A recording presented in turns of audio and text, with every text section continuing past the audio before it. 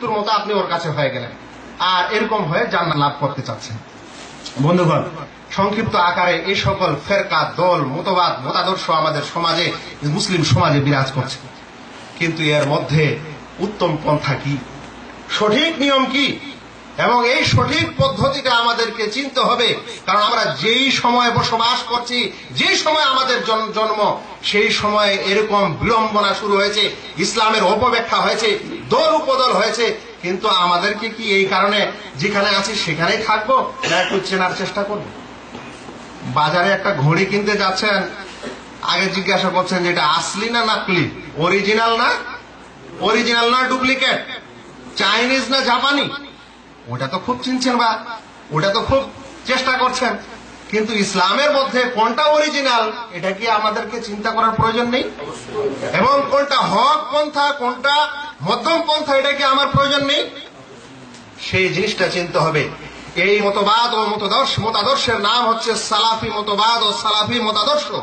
সালাফি মতবাদ হয় না, কারণ মতবাদ মানুষ তৈরি করে।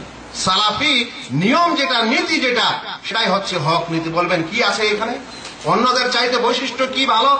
অন্যদের চাইতে কয়েকটি বৈশিষ্ট্য বলে দিই। 1 নম্বর বৈশিষ্ট্য হলো যে সালাফি মতাদর্শে কিতাব এবং সুন্নাহ, এমনকি প্রয়োজনে কিয়াস ও ইজমা মানা হয়।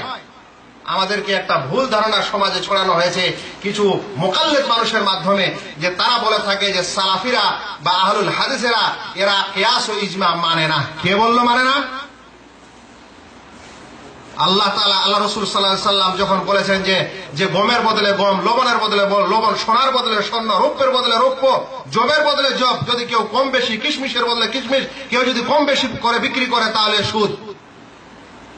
তাহলে কি সালাফিরা এটা বলে যে চালের বদলে চাল কম বেশি করে বিক্রি করলে কোনো সমস্যা নেই, টাকার বদলে টাকা কম বেশি করে লেনদেন করলে কোনো সমস্যা নেই? এটাকে সালাফিরা বলে না? তাহলে সালাফিরা কিয়াস মানে না, এই কথা কে বললো? হ্যাঁ, ওই জায়গায় কিয়াস মানে না যে জায়গায় দলিল প্রমাণ মজুদ, দলিল আছে ওখানে, আর আমার কিয়াসের দরকার নাই। যেখানে দলিল নাই সেখানে কিয়াসের প্রয়োজন হতে পারে, ইজতিহাদের প্রয়োজন হতে পারে। কিন্তু এটা এদের সম্পর্কে একটা ভুল ধারণা সমাজে ছড়ানো হয়েছে। যাই হোক, বলছিলাম যে এখানে কিতাবুল্লাহ, সুন্নাত রাসূলুল্লাহ, প্রয়োজনে কিয়াস ও ইজমাও আছে। এখানে একজন ইমামের অন্ধভক্তি নেই। এখানে সকল ইমামের প্রতি শ্রদ্ধা, ভালোবাসা ও সম্মান আছে, এবং সকলের গবেষণা থেকে নেওয়ার স্পৃহা আছে।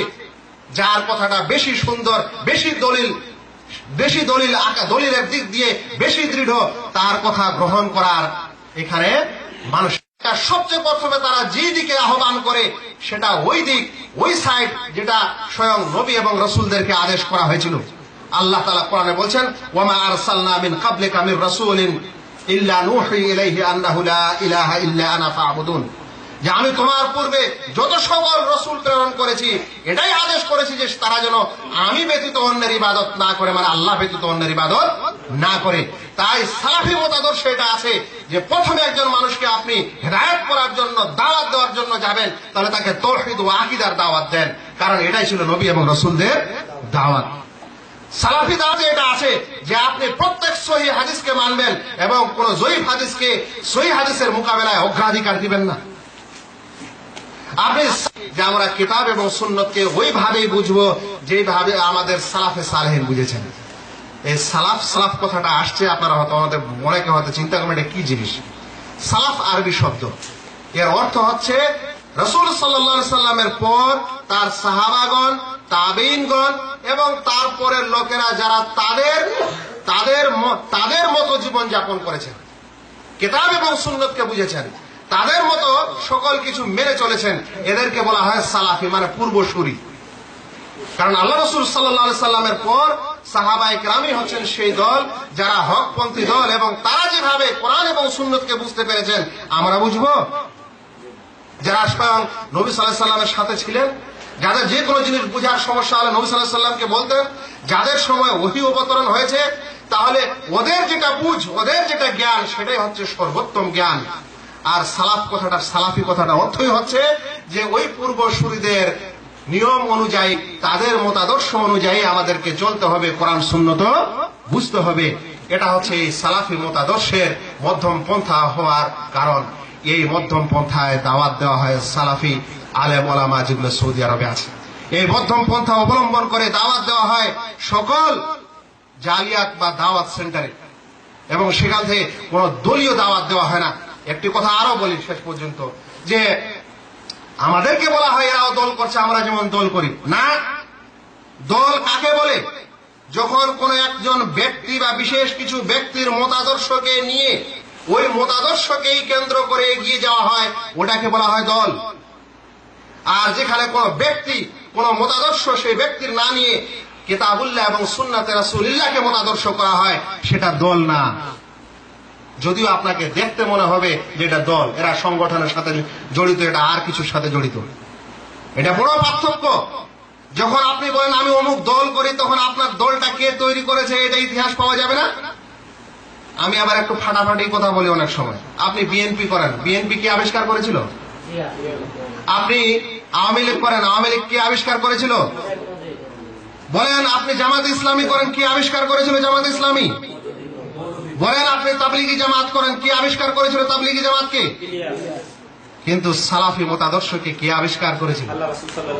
ওটা ওই দল, ওই আদর্শ যেটা আল্লাহ রাসূল সাল্লাল্লাহু আলাইহি ওয়াসাল্লামের। আহলুল হাদিসকে কে আবিষ্কার করেছিল? কোন মুহাদ্দিস? আহলুল হাদিসের মতাদর্শই হচ্ছে কিতাবুল্লাহ এবং সহিহ সুন্নাত অনুযায়ী জীবনযাপন করতে হবে।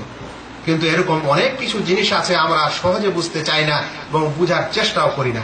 অনেক সময় আমরা শুধু বকতেই থাকি, বলতেই থাকি, আর আমাদের শব্দগুলি আকাশে উড়ে যায়, মিশে যায় বায়ুমণ্ডলে, কোনোই কাজ দেয় না। যদি কোনো মানুষ চিন্তা করতে চায়, একটু বুঝতে চায়, তাহলে তাদের জন্য এরকম আধা ঘন্টার একটি আলোচনায় যথেষ্ট হতে পারে। তাকে হক খোঁজার জন্য এরকম একটি সাধারণ পয়েন্টেই তার জীবনের একটা মোড় ঘোরাতে সহায়ক হতে পারে, আর নচেত কিছুই হতে পারে না। আমি আমার আলোচনার সারাংশ স্বরূপ বলবো যে পৃথিবীতে বহু দল ও উপদল তৈরি হয়ে গেছে, কারণ নবী করিম সাল্লাল্লাহু আলাইহি সাল্লাম বলেছিলেন যে আমার উম্মত ৭৩ দলে বিভক্ত হবে, আর সেটা হয়ে গেছে। কিন্তু বিভক্ত হয়েছে মানে এটা নয় যে আমরাও বিভক্ত হব। বিভক্ত হয়েছে, হওয়ার পরও তিনি বলে গেছেন যে মা আনা আলাইহি ওয়া আসহাবি, আমি এবং আমার সাহাবী যেই নীতির উপর থাকবে, যার উপর প্রতিষ্ঠিত থাকবে, এর উপর যারা থাকবে, সেটাই হচ্ছে হক দল, সেটাই হচ্ছে নাজাত প্রাপ্ত দল। যে দলের মধ্যে থাকবে নবীদের দাওয়াত, যে দলের মধ্যে থাকবে আকীদা সংশোধনের দাওয়াত, যে দলের মধ্যে থাকবে, যে জামাতের মধ্যে থাকবে মানুষকে শিরক থেকে দূরে রাখার দাওয়াত, বিদআত থেকে দূরে রাখার দাওয়াত, সকল ইমামদের প্রতি থাকবে শ্রদ্ধা, সহিহ সুন্নাহ ও হাদিস মানার জন্য তারা সবসময় সচেষ্ট থাকবে, এবং কোন বিদ্বেষ এবং দোলাদলি বাদ দিয়ে কিতাবুল্লাহ এবং সুন্নাতে রাসূলুল্লাহ, প্রয়োজনে ইজমা ও কিয়াসকেও মেনে তারা নিজের জীবন যাপন করবে। সেটাই হচ্ছে হকপন্থী দল, যাদেরকে আমরা সালাফি বলতে বলি, যাদেরকে আমরা আহলুল হাদিস বলি, যাদেরকে আমরা আরো অন্য কোনো নামও দিই না, কোনো অসুবিধা নেই। কিন্তু যারা এই নীতির উপর থাকবে, সেটাই হবে আপনার ভাই, সেটাই হবে জামাত, তাদেরই সঙ্গে আপনারা থাকবেন।